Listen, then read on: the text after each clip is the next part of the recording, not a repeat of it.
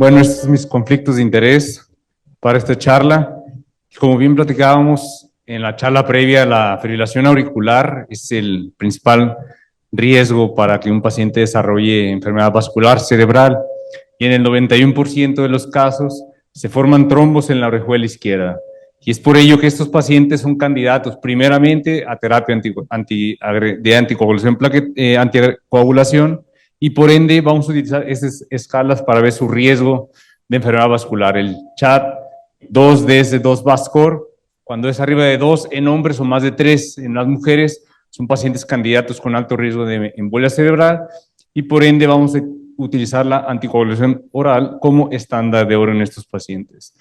Y bueno, los estudios iniciales se evaluaron la warfarina contra placebo y se evidenció que los pacientes tenían una reducción del riesgo relativo del 64% en aquellos que tenían terapia con warfarina, e inclusive si utilizaba la warfarina contra los nuevos anticoagulantes orales, había una reducción del riesgo de 19%. Y es por ello que en pacientes con fibrilación auricular no valvular, la indicación de primera instancia son los nuevos anticoagulantes orales. Se puede indicar warfarina, sin embargo, hay mucha controversia en cuanto a los pacientes se ajusten al INR o quieran estar tomando este medicamento y tengan un control subóptimo del INR.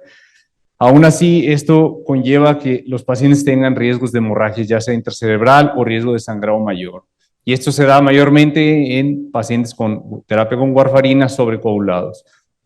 Y vemos que es por ello que los nuevos anticoagulantes orales tienen menor riesgo de desarrollar hemorragia intracerebral, y aún así en mayor riesgo de sangrado mayor tienen también los nuevos anticoagulantes orales un beneficio en comparación con la warfarina. Y es por ello que tenemos que tener en consideración pacientes que tienen contraindicación para la terapia de anticoagulación. Hay algunas contraindicaciones absolutas y estas son las consideraciones que tenemos de tener para tener pacientes candidatos a cierre de orejuela. Y entre ellos son pacientes que tienen hemorragia severa y que por ende hay que buscar la causa de esta hemorragia severa. En la mayoría de los casos son gastrointestinales. Comorbilidades asociadas, sobre todo pacientes con problemas hematológicos, trombocitopenia, anemia severa, y pacientes con hemorragia de alto riesgo reciente, sobre todo pacientes que tienen hemorragias intracraneales. Son pacientes que tienen fibrilación auricular y pacientes que hay que considerar cierre de orejuela izquierda, y por eso en estos pacientes hay que considerarlos ese tipo de terapia para descontinuar la anticoagulación oral. Entonces, ¿cuáles son los grupos que se benefician del cierre de la orejuela? En primera tenemos la fibrilación auricular no valvular, que requieren de terapia de anticoagulación oral a largo plazo, que tienen alguna contraindicación para anticoagulación oral, alto riesgo de sangrado con tratamiento de anticoagulación oral, como ya lo vimos. Son pacientes que tienen poca adhesión a la terapia de anticoagulación oral, sobre todo aquellos pacientes que toman warfarina, por los costos, dependiendo del sistema de salud, en cada país es distinto, y que no logran tener niveles de INR adecuados, o cuando la terapia, aún con nuevos anticoagulantes orales, es muy poco la adhesión a ella, y en algunos subgrupos específicos, y entre ellos tenemos pacientes con anticoagulación ineficiente, y son pacientes que tienen alto riesgo de trombosis a pesar de la anticoagulación oral.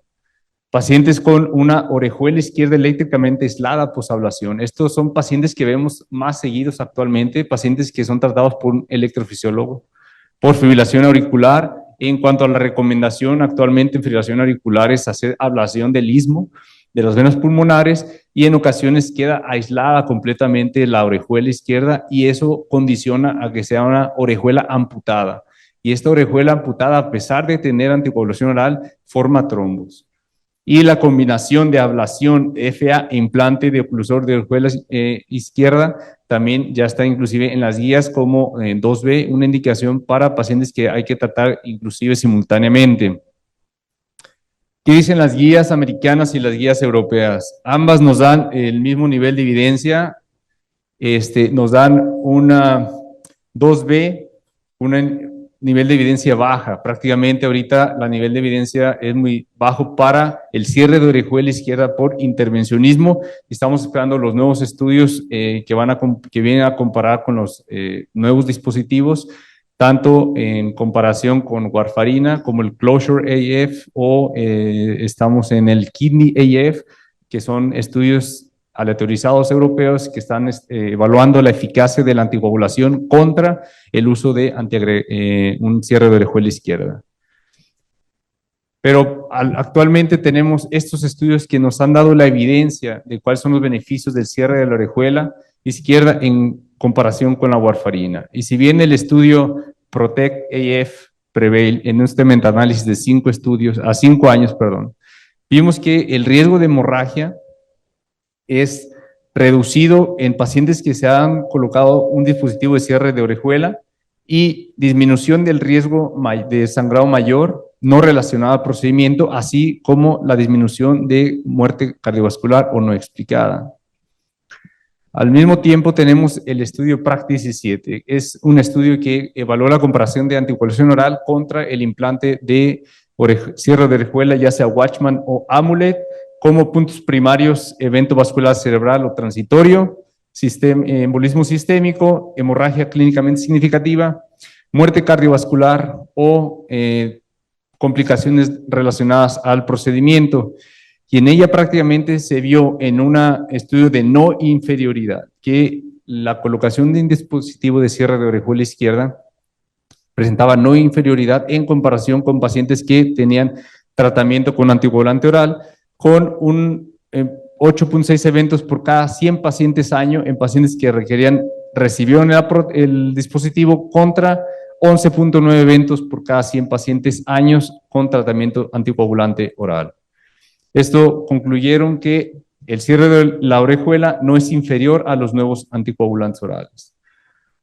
Y a 4 años, en cuanto a los eventos hemorrágicos, se vio que en pacientes con cierre de orejuela tenían 4.3 eventos contra 5.3 eventos, no significativa estadísticamente, y en cuanto a pacientes con eventos no relacionados al procedimiento, pero clínicamente relevantes, había una diferencia significativa en cuanto a aquellos pacientes que recibieron un dispositivo de cierre de orejuela.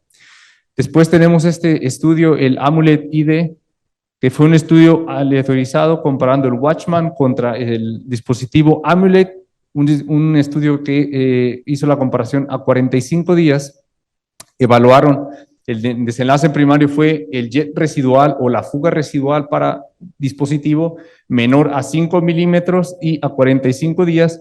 Con ello evidenciaron que el Amulet era superior al Watchman en oclusión de la orejuela para el desenlace primario, que era un jet residual menor a 5 milímetros con una P estadísticamente significativa para no inferioridad en cuanto al dispositivo Watchman, tanto para 5 milímetros como para 3 milímetros de fuga peridispositivo. Y en cuanto a los desenlaces primarios como EBC isquémico o embolismo sistémico a 18 meses, vemos que a largo plazo hay estadísticamente se encuentran similares. Sin embargo, para una P de no inferioridad se encontró un margen de no inferioridad mayor para los pacientes que recibieron Amulet en comparación con los que recibieron el dispositivo de Watchman.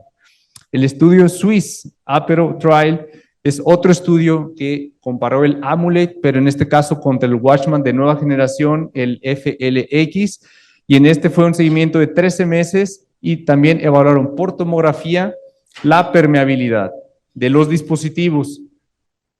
En ellos se documentó en el desenlace primario la permeabilidad a 45 días detectada por tomografía, se comparó la permeabilidad de la orejuela con ambos dispositivos en tomografía, se vio que había mayor tasa de fuga peridispositivo con Watchman en comparación con Amulet en eco transesofágico del 27% contra el 13%, y no hubo diferencias en los desenlaces clínicos a 45 días, llámese hemorragia mayor, 7.2 contra 1.8, y en EBC, ya sea isquémico, 4.5 contra 2.7, sin ser estadísticamente significativa la diferencia.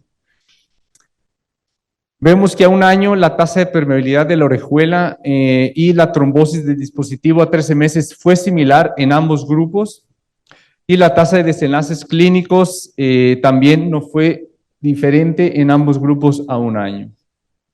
Entonces tenemos que cuáles son las indicaciones para la prevención de embolismos cerebrales en pacientes con fibrilación auricular.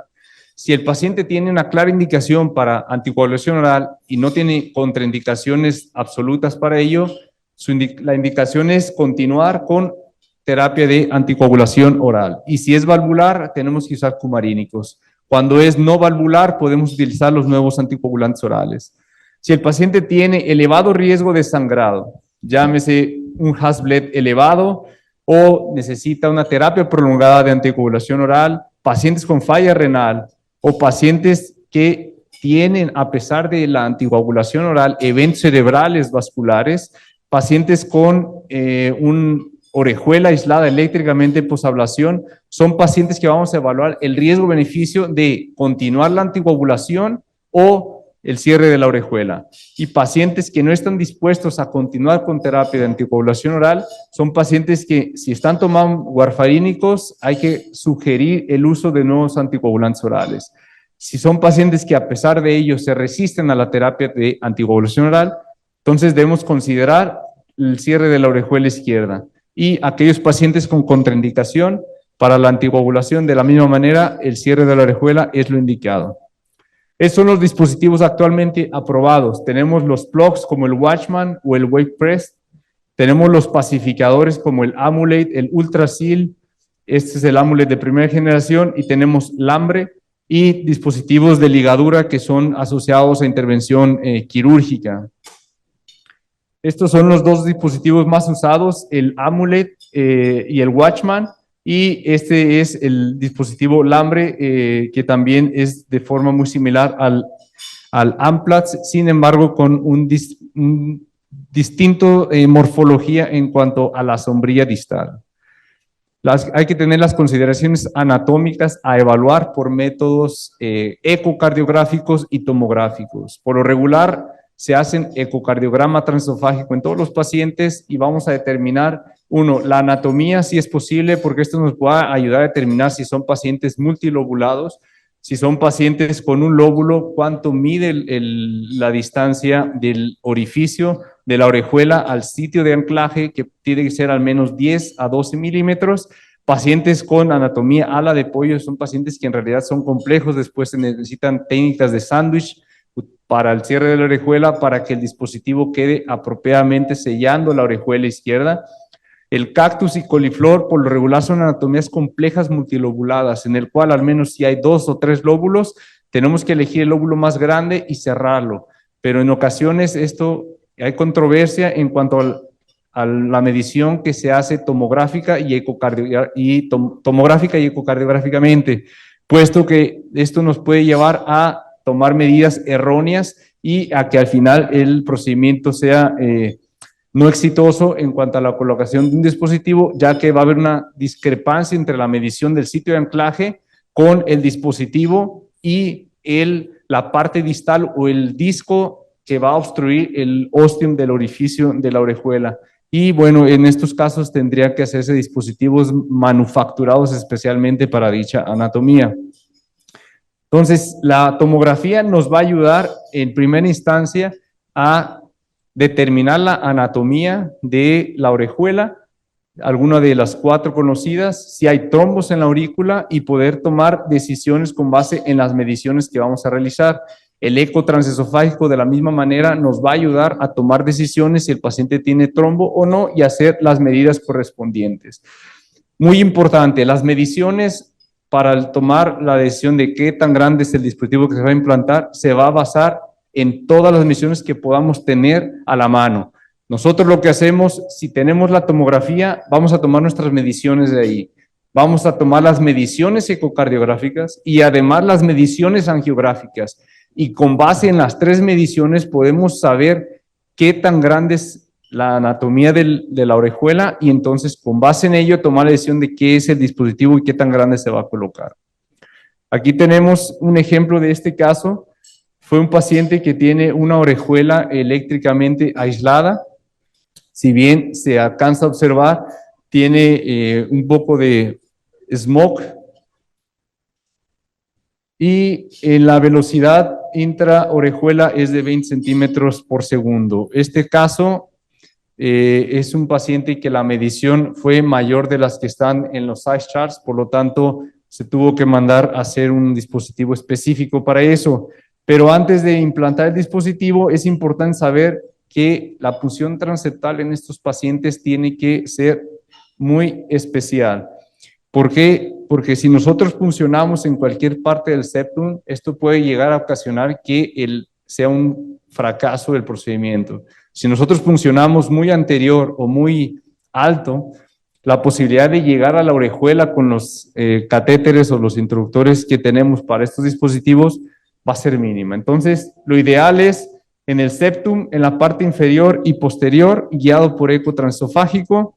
Utilizamos el introductor Mullins y la aguja de Brockenbrough, y con base en ello vamos a hacer, basándonos en el eco transesofágico, la punción transeptal, orientándonos con un giro posterior, por lo regular entre 5 y las 6 horas del reloj. Y una vez hecho la punción transeptal, nosotros vamos a poder continuar con el procedimiento. Y esto es importante, cada procedimiento intervencionista para el lado izquierdo cardíaco, llámese prótesis mitral, valvuloplastía mitral, MitraClip, válvula en válvula mitral, colocación de prótesis de liberación automática en la válvula mitral, cierre de fugas paravalvulares, ablación por catéter, por crioablación, por radiofrecuencia o el cierre de la orejuela. Cada uno de estos procedimientos tiene su anatomía específica de punción transeptal. Pero para el caso que nos atañe es una punción inferior y posterior. Y bien, teniendo en cuenta la guía por transesofágico, nos iremos a la región posterior, teniendo como referencia la válvula aórtica, y nos iremos a la parte inferior. Y en esta ocasión, en esta angulación, podemos observar cuál es el recorrido que vamos a hacer. Si hacemos la punción, iremos directamente a la orejuela izquierda.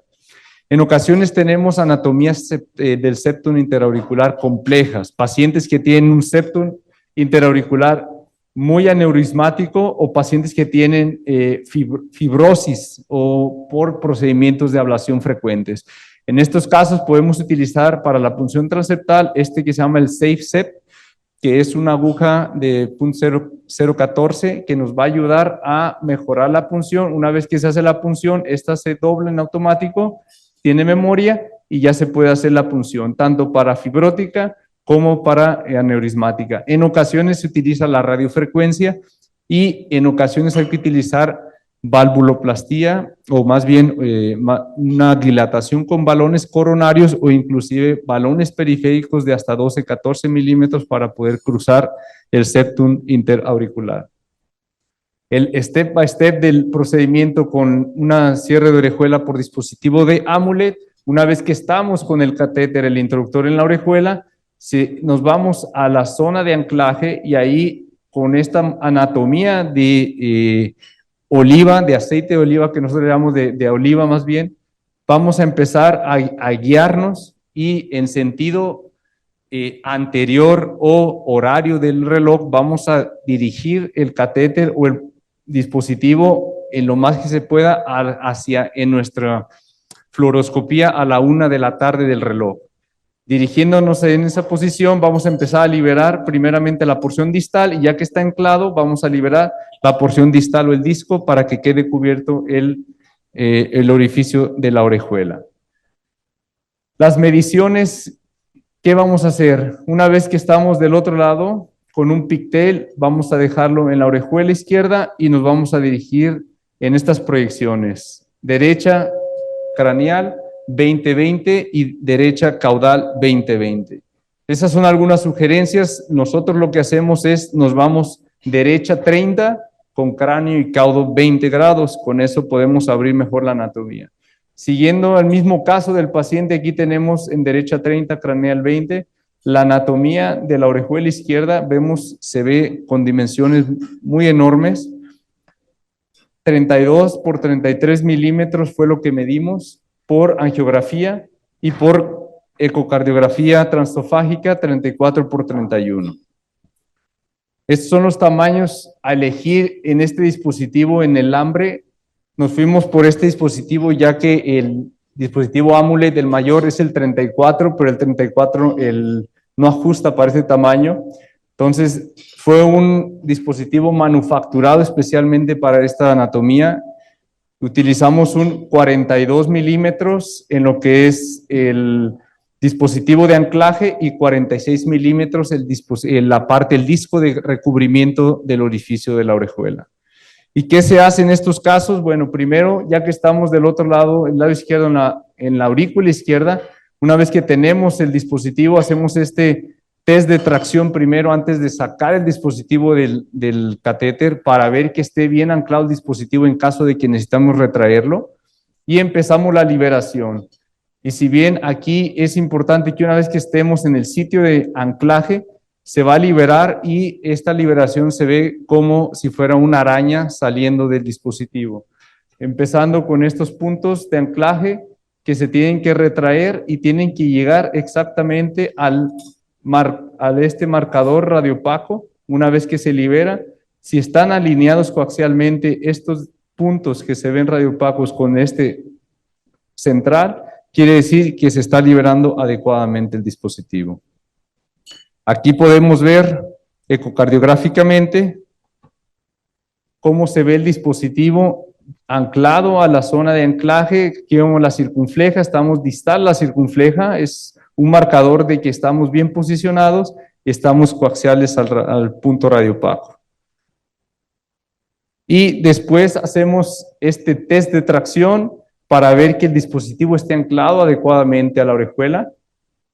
Y con este test, si vemos el dispositivo queda fijo, y con ello hacemos en el eco transofágico con color, evaluamos si hay datos de fuga peridispositivo y inclusive si hay afectación de la válvula mitral, en este caso por el tamaño del dispositivo. Estos son los criterios COS para este tipo de dispositivo. Evaluamos la circunfleja, que esté distal a la circunfleja, ya que esto puede comprometer la circunfleja y ocasionar estenosis de la misma, secundaria al dispositivo. Que la sombrilla esté totalmente abierta, que el nadir esté coaxial al centro radiopaco y que esté sellado se permite una fuga menor a 3 milímetros. Más de ello hay que pensar en un dispositivo mayor. Y que esté estable el dispositivo con la prueba de tracción. Viendo esto, entonces, si pasa estos criterios, podemos decir que el dispositivo lo podemos liberar, y una vez liberado se ve de esta manera. Ya liberado, evaluamos también la válvula mitral para ver que no haya compromiso de la válvula y que no haya insuficiencia mitral causada por el disco que está en la parte exterior. Actualmente estamos inclusive como centro, vamos a llevar a cabo, empieza en noviembre de este año, el estudio AMPIRI.